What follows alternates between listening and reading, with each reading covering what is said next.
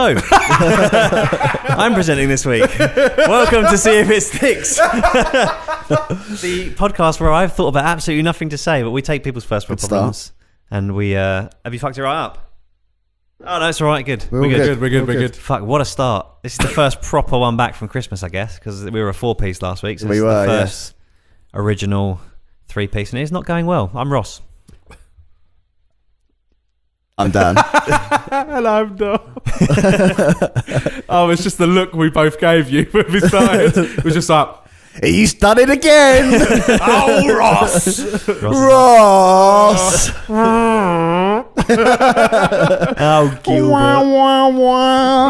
He's gone and Gilberted it up again. Oh, what a Gilbert. All right. Yeah. Well, yeah, we're back. Anyway, do we have any correspondence this week? We do. And it's in the form, really, of an apology. Because the last episode, we kind of caught up with a whole bunch of correspondence over Christmas. Yep. And read out everything that people... I think I know what this is, and this made me cringe a little bit when I read it. No? Crack on. I don't know. No? Okay. This is a mystery. Yeah. This is a mystery. Ross has been to the future. Ross has been to the future. He's been to the year 3000.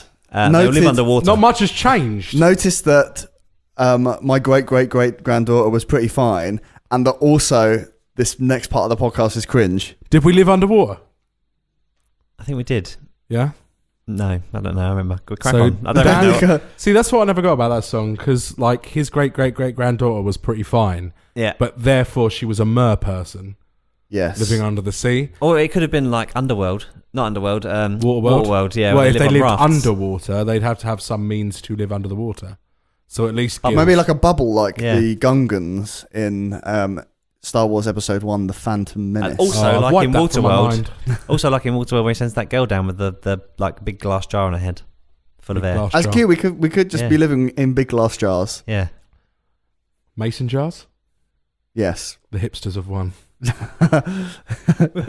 hipsters have won, and we live underwater in mason jars. There'd be like the functional oceans, then the trendy oceans. Like they'd all be living in like big baked bean cans.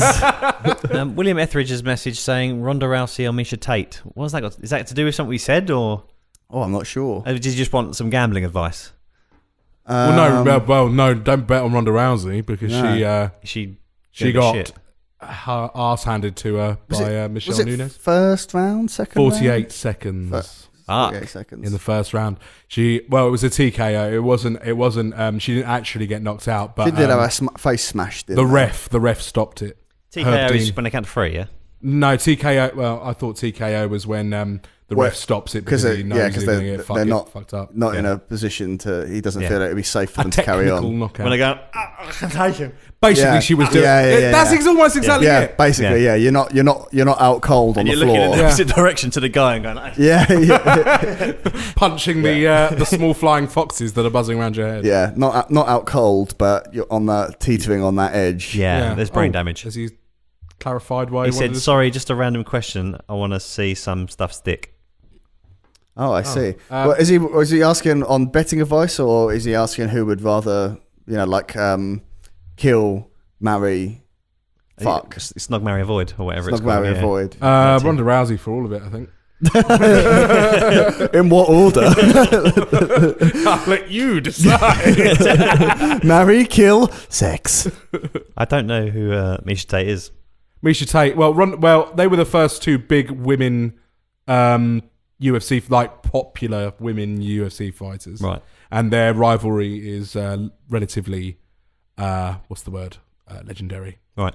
Back a few years ago now, but and they also did you ever seen the show Ultimate Fighters? Yep. UFC's, they had sort of opposing teams of women, so they had a bit of a story going. Frankly, I find Ronda Rousey to be absolutely terrifying. She is terrifying. Yeah. Terrifyingly sexy. No, not even in a sexy way. She's just really scary. You obviously haven't, but have you seen her in that Fast and the Furious film where she's kicking everyone's butt? Yes. Yeah, she's terrifying in that. I like her. I think she seems like a nice lady. She's a hench lady. Despite the massive ego. Yeah. Nah. But she only had the ego up until she got beaten, and then that's all part of it as But well. that's the point. I was reading a really interesting piece on her the other day. They were saying like why has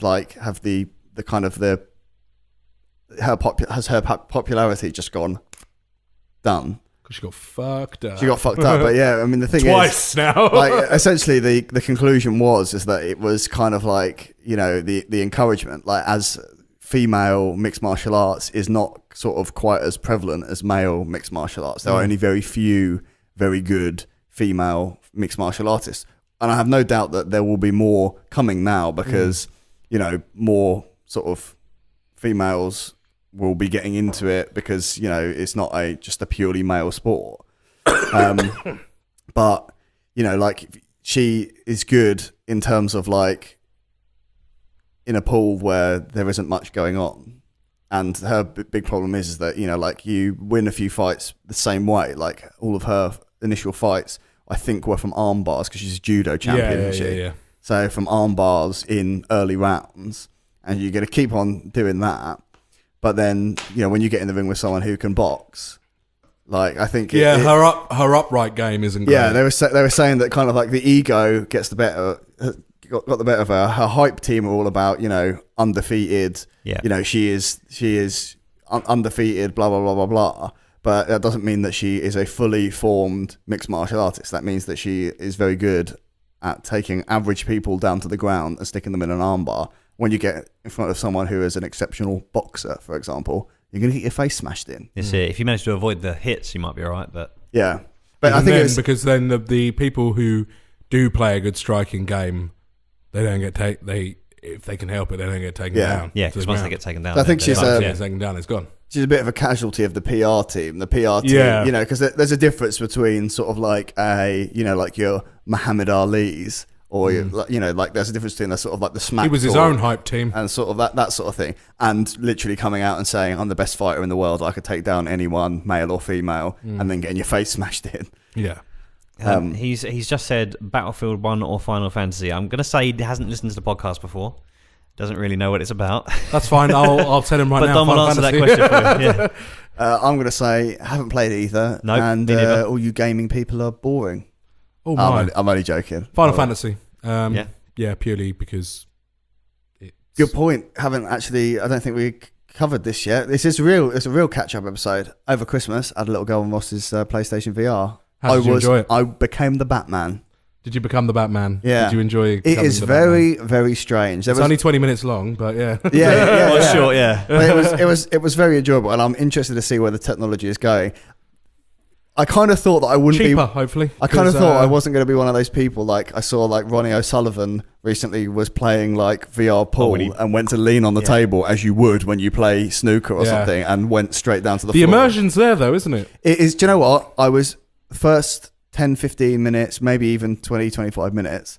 The game ended then. I was thinking, you know what? It's all right, but like it's not there. I don't really fully believe I'm in the back cave or whatever. And then as the game went on, I paused it at one point to take a sip of a drink. And there was a kind of like a mortician's table, I believe, in front of me. And I took the headphones off. I went to put them on the table. And it was as I was about to put them on the table that Ross took them out of my hands. And then I purposely thought to myself, oh yeah, that table's not there.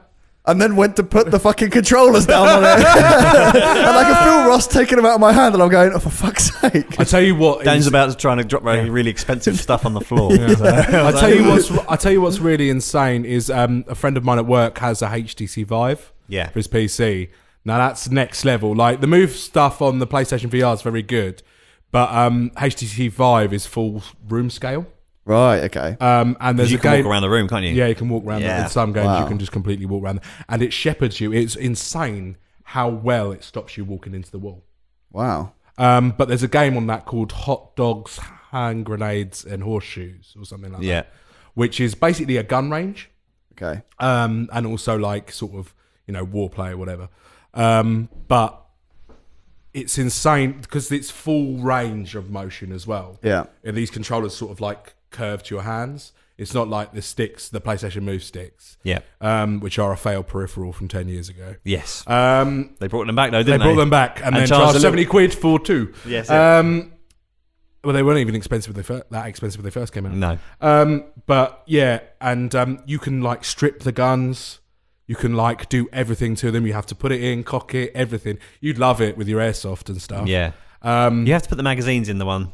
One, which is obviously doesn't quite feel real, but yeah, it's pretty crazy, and the amount of force feedback you get with the stuff almost feels like the tactile feedback. PlayStation's definitely it's like the kids version, isn't it? It's the best way. It's the one I recommend to everyone. It's the cheapest as well. It's the one I recommend to everyone because it's the cheapest, yeah, and also it has actually possibly the wider range of fuller experience. Well, I'd say for like the immersion as well. Like when you first put it on, obviously the graphics aren't quite there, so it's not reality. And then after about 20 minutes, like you say, you just kind of forget that the graphics are bad. You get used to that's how life is now. Graphics are fuzzy. That's how life is. And you get used to the movement of the hands. And then before you know it, you're like, oh fucking, I'm in a computer game. Yeah, of course I am. Yeah. So to our apology. Oh yeah. Our little apology is that basically we read out all of the correspondence from over Christmas. And when I gathered all the correspondence together, I went on Twitter and looked at the messages, and our message inbox was empty.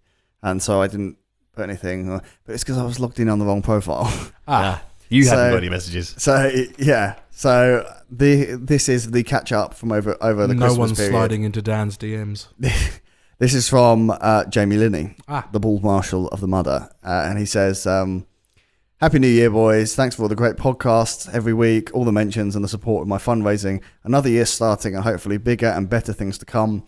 I don't really drink, but with tonight's mixture of a bit of wine and the absinthe/Irish cream mix, I'm sure don't drink much. I'm sure my head... But when you do, Jamie, I'm sure my head will be fucked by midnight. Hope you all have a great New Year's Eve. All the best from your favourite mudder. And then... So you sent that New Year's Eve? That was New Year's Eve, yes. And I missed it because I suck. Right. And then we've got a video as well, because last week we were talking about the best biscuits and whatnot. And it looks like he has got some... I forgot to bring some biscuits. He's got some sort of... some form of biscuit We're talking about confectionery though, weren't we? We're talking about confectionery, yes, that's right. Yeah, sorry, not biscuit, confectionery products. Oh, Ross has got a bag full. Oh my goodness! I remembered. We'll get on to that in a minute. Dom. Breaking my diet. The mighty Lion Bar for me. Mighty Swix for me. They didn't have the Lion Duo, so I got all the small ones because I didn't want Dan to just have a little Lion Bar. That's okay. This is what you need from a Lion Bar. Yeah, that is a full day. I need a double Mars bar, really. So he sent us a video. Should I play it? Yeah, go on. Yeah. While I'm noisily opening my Lion Bar.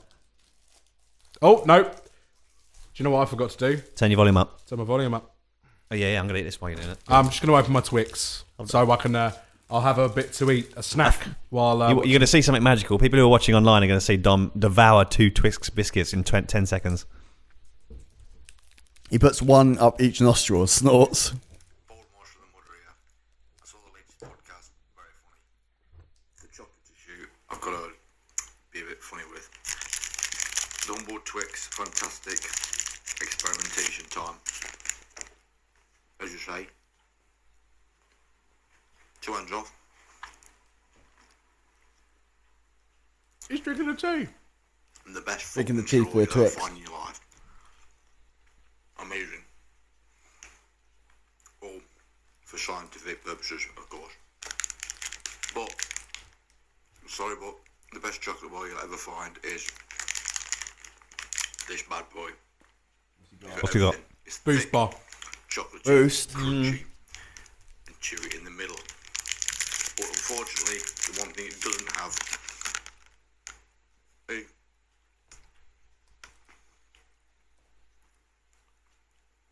Is he gone? Nope. He's trying to suck tea up with a Boost bar. being a straw. Nah. So in that respect, it's shit.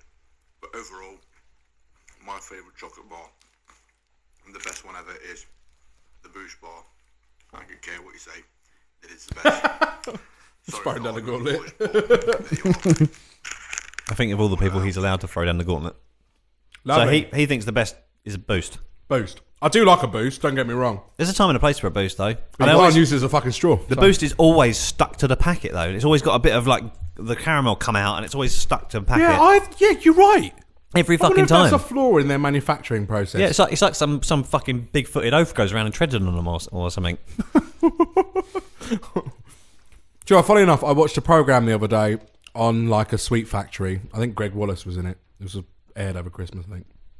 And that was a fantastic lion bar. Thank you, Ross. Thank you, Ross. I might as well went down a treat. I'm on a diet 2 days in, and that was the first cheat I've had. Many more to come. Yeah, I need another one now. It was a factory where they make refreshers and drumsticks and stuff. I saw that. Oh my god! Where it's a big like tube and it.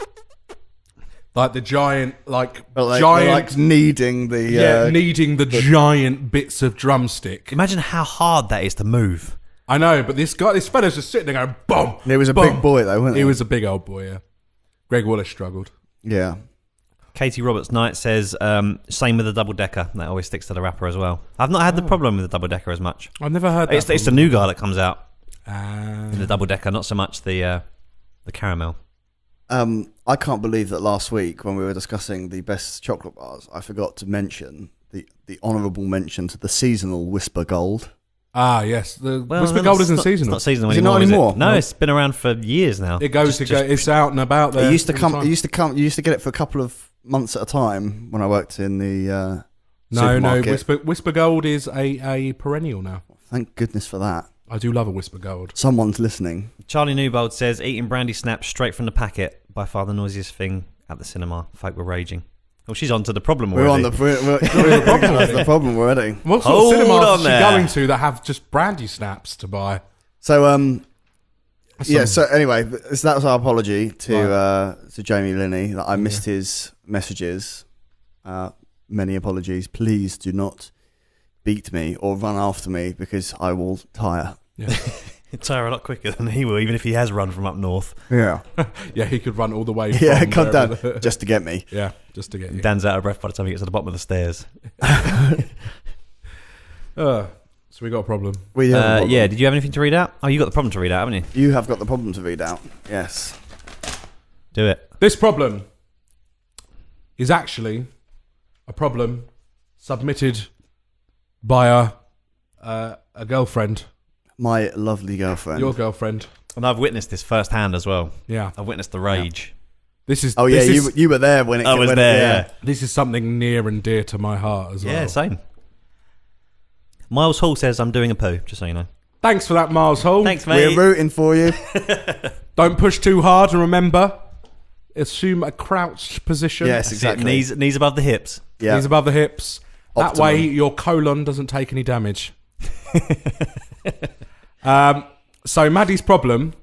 This was after watching Rogue One at the cinema. Yes. Yes, that's where I witnessed it. Oh, you were there, were you? I was there. I see. Where was my invite? Because you fucking went with us. You'd already seen it. I'd already seen it. Oh, yeah, that's true. I had sort of caved and gone. The Facebook group message was called "Fuck Dom." Yeah. Stupid fucking head. Was it actually? Yeah, it was. Yeah. That's lovely. People being annoying / noisy, etc. in a cinema. There's only one thing worse than that, and that's your mate going without inviting you, isn't it? Yeah, that is true. Little bit. The noise pales into insignificance compared to the heartbreak that you feel when the noise of my heart breaking. When your most anticipated movie of a particular year comes out, and the person that you always go to see the anticipated movies with goes without you. And it was so casual as well. It's like, oh, I've seen that. Yeah. I just caved and did it because it was becoming a real faff organising it with everyone. It was a faff, yes. I'm sorry that our friendship is such hard work, Dom. Oh, for fuck's sake! I live 10 minutes away from one of the biggest cinemas in the area. I went. The end. One random Sunday night because I wanted to go see it. And we're just one phone call away. 1 10-second phone call away. It was a night you said you couldn't do. It's only 45 minutes away from us, so... It's fine. Anyway, noises at the cinema. Noises at the cinema. A lot of noises going on at this podcast right now. Maddie was sitting there seething, and these small children were behind us rustling packets. It was in the trailers. So the film hadn't started, and luckily they did stop for the film, didn't they? Not really. No, not behind us. No. Oh, okay. I thought they were better. It was like your worst nightmare. Like a family walked in. And it was obviously like a kid's birthday or something, because he had actually on his birthday invited all of his friends to go and see Rogue One. Unlike some it wasn't even my birthday when I went to see it. Some people I know. It wasn't even my birthday when I went to see it. But it must have been like a kid's birthday party, because there were like 9 of them that came in with this couple of parents. And the parents were like either end, I think. Weren't they? And they had all brought in their own packed pick and mix bags that like from home. Like, were they in paper bags? No, they were in like that exceptionally rustly, like what you get Christmas chocolate sandwich bags. Oh, that kind of rustly. And not only that, it wasn't even like a pick and mix. They were all little bags of Haribo and stuff like that. But the bags within bags. The fat kid behind us basically was sitting there going.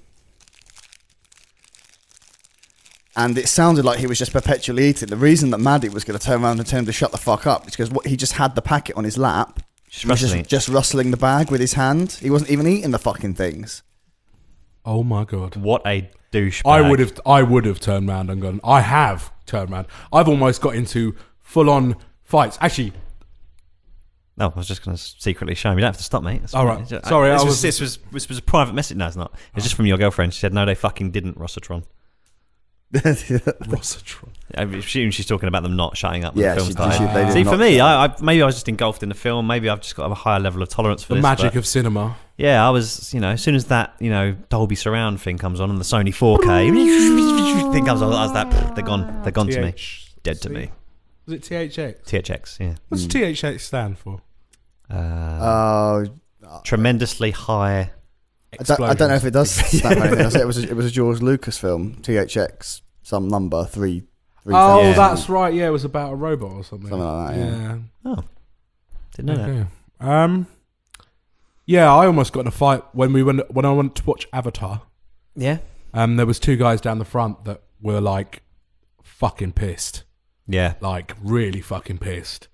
And me and my brother got up and were like, "Shut the fuck up!" And they even had to stop the film. Because really? These guys were being so loud, and then they started fucking throwing all the names under the sun at us, and they stopped the film and basically escorted them out of the cinema. Good. But I was about to fly over my seat and fucking... Well, then you got escorted out as well. Yeah, I mean, at the end of Avatar, I sort of thought, well, maybe I shouldn't have been so unhappy about it because it's Avatar. But at the time, I was quite excited to watch the film. Yeah. Because there was a time around that sort of time, Avatar, there wasn't a huge amount of sci-fi stuff coming out. You are right, so it was quite exciting having a big budget sci-fi film like that around. Yeah, that film is a solid 3 out of 10. Yeah. I agree. Yeah, totally. 3 out of 10. But there was so much fucking space Pocahontas. Yeah. There was so much fucking hype about it that you had to go see it, didn't you? Yeah. He's making a second one. And everyone's going to see it. We're all going to go see it. The sequel that no one wanted. Yeah, no one asked for I'm it. not going to go see it. James Cameron. That reminds me of that South Park episode. He's going down under the sea, isn't he? Yeah, raising the bar. That's it, raising the bar, yeah. So, James Cameron does what James Cameron does, not for James Cameron. James Cameron does what James Cameron does because James Cameron can. It's just such a South Park thing to do, isn't it? I think material bags, linen sweet bags. Linen pick and mix. Yeah. Well, you know what they do in the theatre, don't you? No. Everything comes in a box. Crisps aren't served. Yeah. It all comes in a cardboard box. It's quieter, isn't it? But saying that, when Maddie and I went to the theatre over Christmas, there was someone, I'm sure it was when we were at the theatre. We were somewhere, I very distinctly remember it, somewhere where you shouldn't really be having bags to rustle, and someone up the end of an aisle started rustling a bag and opened a pack of something. I went to the theatre and had a bag. I had a pack of Maybe it was the theatre I You're went one of them! Yeah. Maybe it was the theatre I went to specifically did that. I thought it was a good idea. It's when I went to watch Book of Mormon. Yeah, exactly the same. Yeah. Oh, really? That's what I'm talking about, yeah. Oh. Ross smuggled his in, though. No, I was right at the back next to the steward, so I don't know. I don't think I could have got away with that. Oh. What is this? Yeah, I mean, it is fucking annoying. It is one of the things that makes me the maddest. Yeah. The good thing with me rustling my packets is by the end of the trailers, all my food is gone. Yeah, So I don't mind it during the trailers. Don't get me wrong. That's it. Yeah, that's it. As long as they stop when the film starts, that's fine. But I can't remember what film it was I saw relatively recently, maybe last year at some point. But for the entire film, a guy had obviously brought this girl with him, and it was a date. And they were going to see. It was fingering her the whole way through. No. is he finger blasting her? Yeah. No. Fucking. You know what? I hated you at a good scene of dialogue when some bitch is squirting. No, meaning everywhere. No. He'd obviously brought this girl along for a date, and it was I think it was a Marvel film. I can't remember. I think it might have been Civil War. Actually, that was last year, wasn't it? Civil War. Yeah. And she obviously wasn't into. Mate, we're 2 weeks into January. Everything was last year. Yeah, but was it the year before? Oh, right. No, it was last year. And she obviously wasn't that into the film and hadn't watched the previous films. So throughout the entire fucking film, she was just whispering questions. Just loud enough, though. You think when someone whispers when there's fucking explosions and Captain America punching dudes, you wouldn't hear it. But she was whispering just loud enough. It was like that sort of... doesn't have a volume. She was definitely getting finger blasted. Yeah. And I turned round and Jem said the look that I gave her was literally the most hate-filled thing she'd ever seen. That's what I tend to do. Life. And they shut the fuck up after that because literally... You scorn them with your eyes. I literally must have raked their soul out. That's what I tend to do because my mum used to give me one of those looks when I was a kid when like you sort of like said something or you've been rude or you've done something naughty at like a family occasion and she'd sort of like be stood behind everyone and she'd like sort of give me this really... Heat vision. Like, like she'd go... So like that's what I do. I sort of replicate that and I turn around and I'm like... But everyone's had... I mean, most people, like the majority of people who've still got their mothers around have had that scorn. And I think that's embedded into you. Yeah. And even if a total stranger looks around at you and gives you the mum look like that... Like didn't work with these kids during Rogue One. The worst thing is that obviously Rogue One, there's... it's quite dark to take kids. Well, actually, yeah, I but think it's still a kids' film. I guess. Is it? Yeah, it's sort Disney, of. Yeah. Is it? It's pretty fucking dark. I mean, spoilers if you haven't seen Rogue One. Turn off now. Give him a second to turn off, Dom, before you say anything. It's older than it is after the 3-week period. It's still a bit too soon, though. There's a lot of fucking... He's going to say it. We're just giving you time to turn off. There's a lot of destruction in that film. Let's say that. There's a lot of destruction in that film. Yeah. And it's sort of very high level destruction. Yeah. It was sort of like a kids' film from the 80s. Yeah. Let's say there was the requisite level of violence that you'd find from films when we were kids. Yeah. Whereas now I find a lot of kids' stuff doesn't have a lot of like sort of dark adulter themes. No, the kids aren't prepared for the world of death anymore. Yes. That's what I say. Like when we were kids, Bambi died. You know, it sounds like a Facebook post right now, but yeah. You know, you should put a minion. You should get a picture of a minion and put that quote on it. Yeah, I'm not crazy. Bambi died when I was a child. We had to go out in our bags. We didn't get raped. You know, shit like that. Who do you have on Facebook that's sharing these posts? No one in particular. I just seen them. the real problem is that as you say, it's kind of an older kind of kids film. It's a more mature. So film, the problem is that there's quite some. They've got a lot of. Considering it's a one-off, they had sort of quite a lot of character development to pack into one film, which I think they did very well. They did do very well, but it means that there's quite a lot of information-packed dialogue scenes and interactions between characters. Now, for me, that's what I'm at the cinema to watch. Yes, I want to see people getting blown up and stuff like that. But what I'm really there for is I'm there for the characters. You want to get invested in the characters before they get blown up. Yeah. The bits that I'm they're really for are the bits that make me give a shit about the characters. As an adult, that is what that film is about. A film is about to me. It's like, caring about the characters and getting sort of in there. Emotionally invested in the action. Yeah. So that if anything happens to them or if any of them are in peril, you actually feel that. So, but mild to peril. A kid, it's like any kind of kids film. There's like another level when you're an adult watching it than when you're a kid. Even like the original Star Wars films. When I watched it when I was a child, I'm watching it on one level, which is I like to see people fighting with what appear to be laser swords and shooting people and spaceships and then you watch it when you're a little bit Choking older. someone with your hand. Yeah, and you watch it a little bit when you're a little bit older, and there's a little bit more to it. You know, you go from when I was a kid loving Return of the Jedi because there were Ewoks and like it was a bit more lighthearted, and it's a trap, and things like that. And obviously, I was fascinated to see under Darth Vader's helmet as well. Like that was absolutely fascinating to me. And then when you're an adult, it kind of like there's a shift there, isn't there? Like I am the biggest fan of Empire Strikes Back because it's just so dark and like intense, like everything about it, amazing dialogue. Pray I don't alter it any further. Yeah, all that sort of shit. So you're there for the characters as an adult. You're kind of there for the characters, unless you're some fucking thick cunt. You're there for the characters, right? But kids dropping a C-bomb.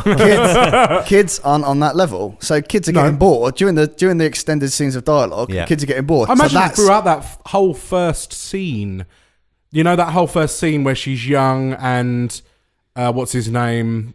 Oh, what's the character's name? Oh, the guy who cries the blood in the Bond film. Krennic. Oh yeah.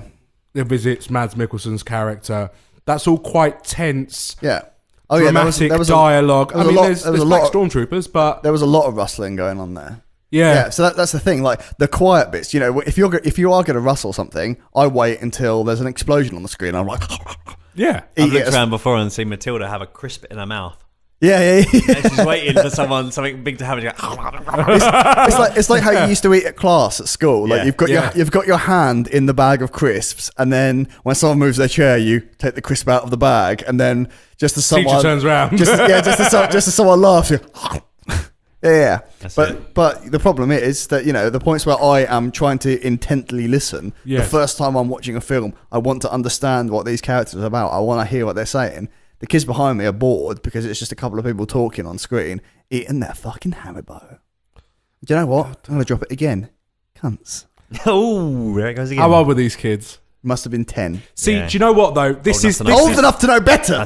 This is my point right here, right? I fully accept that kids are going to do that. What I don't accept is that parents, knowing the social contract they're entering into while going into that cinema, do not shut their fucking kids up because that's what happens. Without sounding like an old man again, that's what my mum did. If me and my brother, my sister playing up, you know, we get fucking told off and told to shut the fuck up, and that's why I'm a fully functional adult who doesn't talk in the middle of a fucking film. Who adheres to social conventions? Yes, who adheres to social conventions. So this is the thing. Like I've experienced a similar thing, but it was to be quiet because you're crushing his individuality. But are you though? And is he going to grow into this, you know, amazing human being if you tell him not to rustle his You know what he's crisps? going to turn into? A cunt. Whoa! We've hit 3. Word of the day. I was waiting for the banner and all the confetti to go off. But this is the thing, right? It was another film. I can't remember what film it was. I went to watch last year.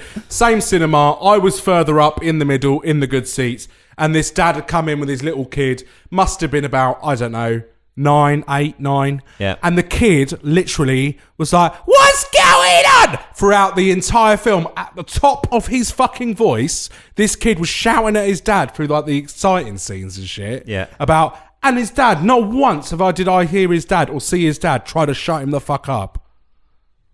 Now, this is a conversation that we had when we left the film because Maddie was so enraged by it, she was going to collar the parents and say, "What the fuck?" Yeah, your kids. Well, it is more the parents' fault than the children. No, it is entirely the parents' fault because the kids don't know any better. The problem was because they're kids.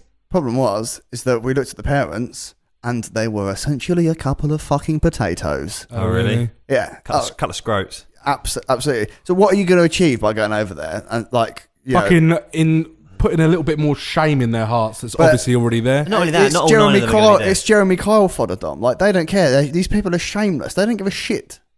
Oh no, I don't understand that. I really don't. Well, I mean, as a solution, first off, because what we're doing is we are whinging a lot, but not proposing any solutions. I'm going to say that there's a curfew on bringing kids to the fucking cinema. I agree. That is gonna alleviate. But it's not just kids though. No, they're adults. But what I'm saying is that will get rid of 80% of that. If those kids weren't there and it was just the parents, the Potatoes, yeah, the potatoes might still be rustling around. The mini baby potatoes, because obviously they don't have any idea what civilization is like. Anyway. Well, I don't go to the cinema during the day if I can avoid it. No, I don't either. But if I'm going to the cinema at night, which I often do, I don't want to see any kids there. Is it like adult time at the pool when there's no kids at the pool? Yeah, like senior swim. Yeah. Yes. No, like, I think that's and a they good should idea. have screens. They should have screens where you can take kids into. Yeah. Do you know what though? It's one of my local cinemas in Bexley Heath, which is a smaller cinema. It's actually quite a nice one, actually. Does specific. Dom got fingered in there by the sounds of it. I did. Squirted everywhere. It was a bloodbath. Anyway, I was on at the time. Jesus! Oh, for God's sake!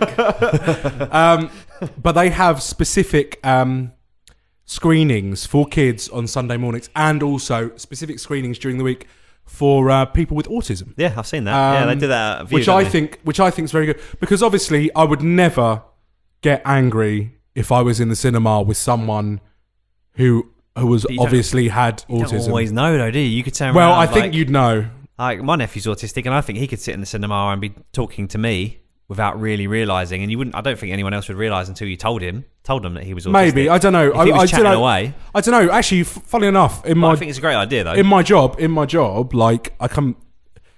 Oddly, a lot of autistic young boys do like to play video games. It's something they do, and like I come into contact with a lot of them. I think I'd be able to tell personally in the cinema, but obviously you can't get angry at that. But I think it's great that these places do offer. Because as well, like it takes the stress off the parents, or the decent human beings who are concerned about them interrupting someone else's movie. They can take them, and it doesn't matter, does it? That's it, isn't it? Like if someone has got a mental disability, and as you say, they're being noisy in the cinema, you can't turn around to them, as you say, and expect to be able to reprimand them and tell them that they must adhere to your social conventions. But at the same time, like it's kind of like by the cinemas doing that, it is and people taking their autistic children or whatever autistic children, partners even. Yeah, it's kind of like the acknowledgement that people don't like getting their films interrupted. Full stop, regardless of who's doing the interrupting. Yeah. Of course I don't. I mean, if there was a child with special needs behind you yelling and screaming for a film, I mean, you wouldn't bollock them, but you still at the same time wouldn't be enjoying the film, would you? Yeah, no. You'd be disappointed. It's like the most decent human being in the world. You'd still be gritting your teeth. It's like it's like a chair kicker in the cinema, isn't it? Like you're not going to miss anything, but it is. I've never had a chair kicking in the set. I've had a chair kicker on a plane. Really? You should sit behind 10. You should sit in front of 10 kids, Dom. No, I've never had a chair kicker. If I had a chair kicker, I'd fucking yank their leg off. But joke's on you, Dom. It's a wooden leg. And it was just swinging on the plane, just swaying in the. You know how they mentioned don't just let the Wookiee win. That's pretty much it. Yeah. We've had a couple of comments. Do you want me to go through? Yeah. What have people got to say for themselves? Maddie. Yeah. Has said, yes, Ross, you're thinking the right track. Linen bag's perfect. Katie Roberts-Knight says, I went to the cinema last year and two couples in front of me got their bottle of wine and 4 glasses out. It was the fucking maddest thing. That might have actually been me and Maddie. Because we've done that. Maddie says underneath, I think that might have been me and Dad. And she said, no, Maddie, it was older couples. And to which I reply, they are old. Thanks, Ross. Jesus. I can't. That is another level of like why. Did you have like sophistication? No, another level of why. Getting the hamper out. You know what? This is funny. Cheese, dear. I know in recent years, like we're cinemas popping bottles of that. Spraying champagne all over the kids. Slicing some pate, putting on some crackers. But like, I know in recent years, cinemas have started offering booze and stuff like that. Yeah. It's the one place on earth I would never think of drinking. No, same. The trick is you've got to go and watch a really bad film and get really loaded to see do it. that sort of Imagine Avatar if you were pissed. Oh well, yeah. Would have pretty improved colours. Or like watch a really shitty comedy pissed. Yeah. But then I'd rather go in stoned. Not that I smoke anymore, but I'd rather go in stoned than drunk. You become more... you become more receptive to the film anything that's even remotely funny.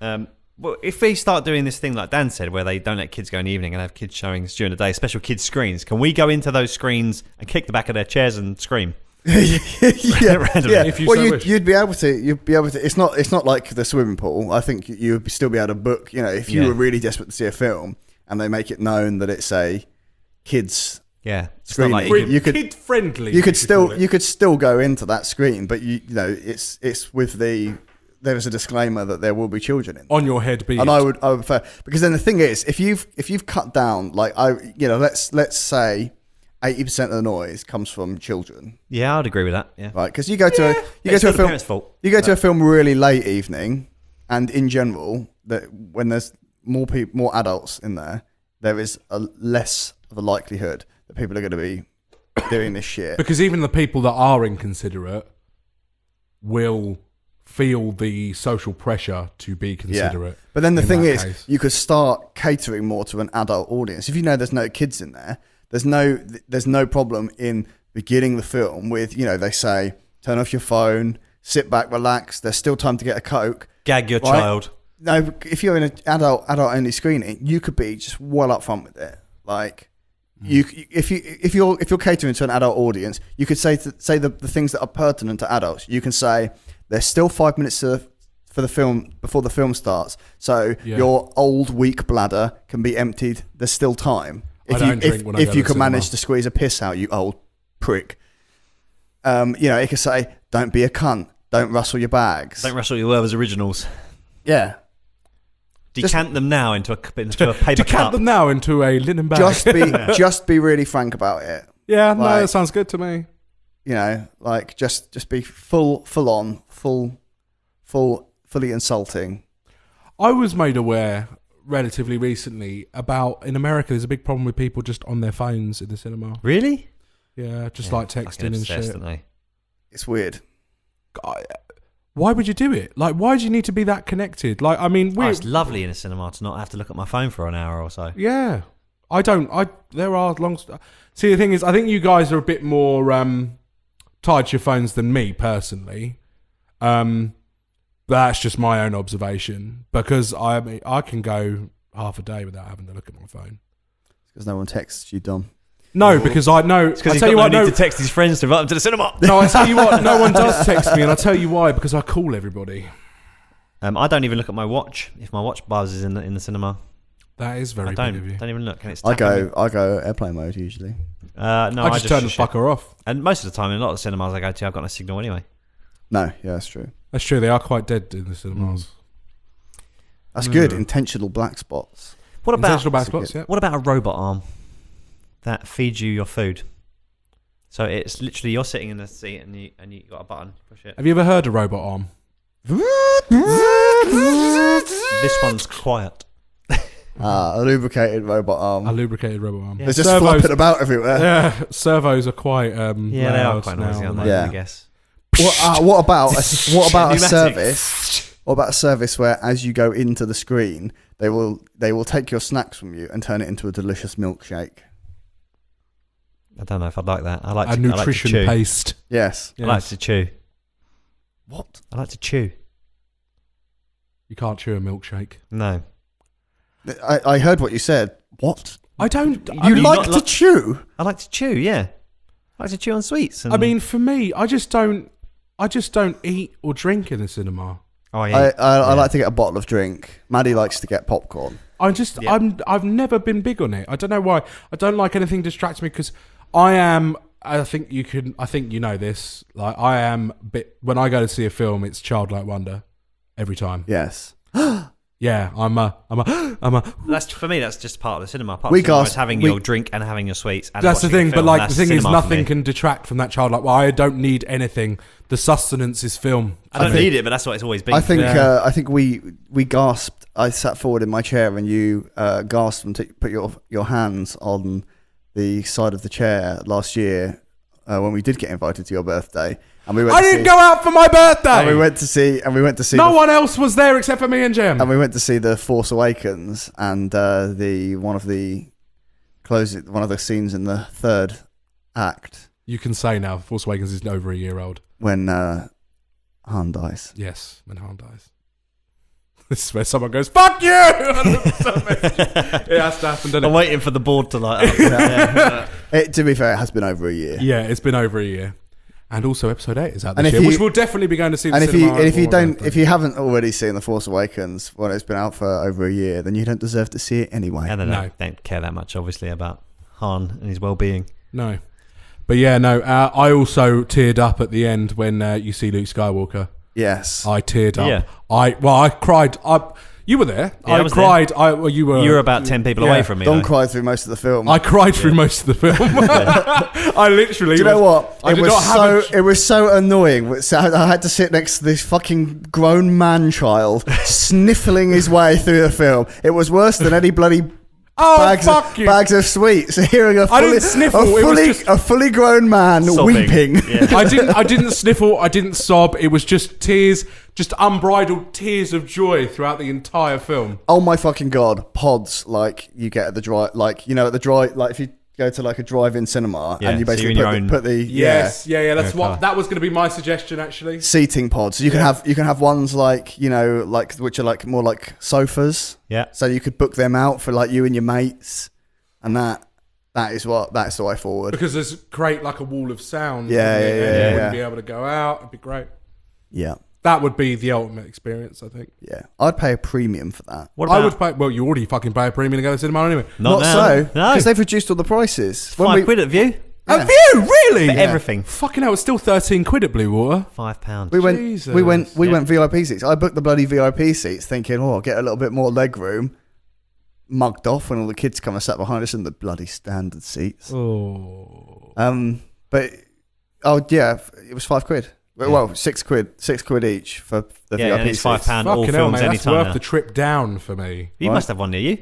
It's a View at Lakeside, but I have to pay a £5 to fucking get over the bridge. For crossing. Yeah. So it just fucking doesn't make any difference. No. Yeah, I'd pay a premium to have a pod. What about noise cancelling stuff? So obviously you have the trouble with the movie sound. If a kid starts rustling his bag, a big robotic arm comes down and punches him in the fucking face. You'd be right with that servo, wouldn't you? Yeah, to cancel his life. Chop his fucking hands off. Just takes his sweets away. Yes. Do you know Actually, what? you should have ushers going around going, nope. Yeah. Do you know what? You should have to do? Decibel meters. You should have to put your sweets or your treats in those little pockets on the chair. Right, that is the only way you allow them in, and they have the ushers come round, right? And then basically, if you're making too much noise, it's got noise sensors around you, and then it just removes it. It just sucks it down. Yeah. Here's an even better idea, right?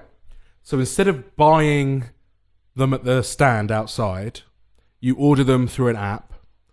You get your chair, and the chair has compartments in it that distribute as many sweets as you like. Like you just have a little button you press, like a mini bar, like a So you get charged as you go, and it's basically you just go pop pop pop pop pop, and it just spits out a few sweets or a bit of popcorn, and it's just inside there's containers filled with sweets or popcorn. Now I'm thinking of it sounding like one of those automated soap dispensers. Like in the middle of the film, it's like, I love you. No, it'd be a bit of compressed air. It should be a bit of compressed air.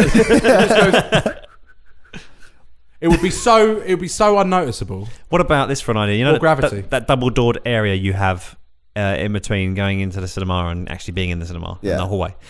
Kill all the children. Have an usher there with a sound meter, and he makes you ruffle your bag. It makes you ruffle your sweets, and if it's over a certain decibel, it has to be decanted into something else. Decanting on the way in, that would be the simplest way to do it. Yeah, just serve them in non-rustly containers. Like they should make it okay for you to bring your own sweets, because I know that's what people do. You know, like these people put it into bags. I used to. I don't know. Like it's £5. No, but I used to. But just have an honesty policy.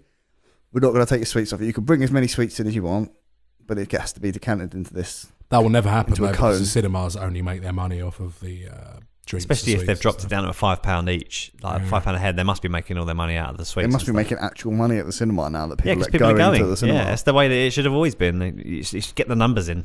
That when we went to watch Rogue One, it was a good week after it had come out, and that screen was packed. It was in there, yeah. It's a good cinema, that. And it was like a Monday, Tuesday night, I think it was, wasn't it? It is a good cinema, that. Yeah, it is. I must admit, it is a good cinema. Yeah, we go there. We used to always go to the Cineworld, and Cineworld's actually nearer.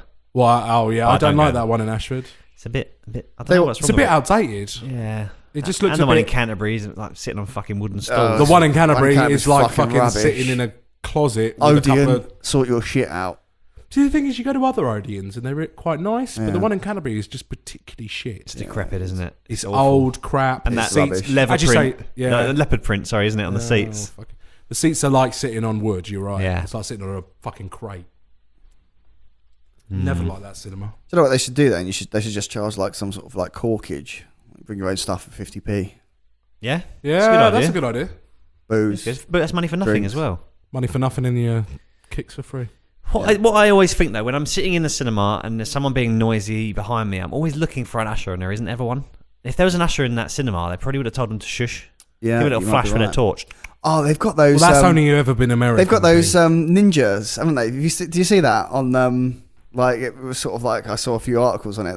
There was a couple of cinemas. I don't know if it was in the UK, in the US, or what, but they had people in black, those morph suits, going around cinemas and like slapping phones and stuff out of people's hands and telling them to shut up. Really? And like if they're being too noisy or anything, going over and basically like putting a finger on their mouth and saying shh. That is fantastic, and obviously because they're kind of spending the whole day waiting, they'll be excited to tell someone off. So even the slightest noise, someone will come over. I like giving someone a good telling off because I think that people would probably volunteer to do that. Like you say to me, I would do it one night out of the week. You say to me, unlimited cinema once a month. You've got to spend one night going around dressed in a black morph suit, shutting people the fuck up in the cinema. Yeah. And your reward is that when you finally go to your unlimited cinema, there will always be one of those guys in there. there. Exactly. Yeah. This is what we need. More of that. If you sign up for the program and you get free cinema for the year in return for one night a month doing that. Yeah. I really want to go see Rogue One now. From 6 till midnight. 6 hours of just going around telling people to shut the fuck up. You get to watch this as long as no one's being noisy, because most of the time you're probably not going to have anyone being noisy. It's true. Especially in the late night shows. Especially once they know that the ninjas are there. Yeah, exactly. And then, so you just get to sit there and enjoy the films. That'd be great. That would be great. That is our solution. I think that's the best idea. Someone else has already thought of it. Brilliant. Yeah. Shit. Already stuck. It has already stuck. But we are introducing the kids only showings as well, though, right? Yeah. And decanting. Yes. Into linen bags. Yes. Yes. Knitted bags, crocheted bags, woolen bags. The car park nans are knitting them up. Yeah, as we speak.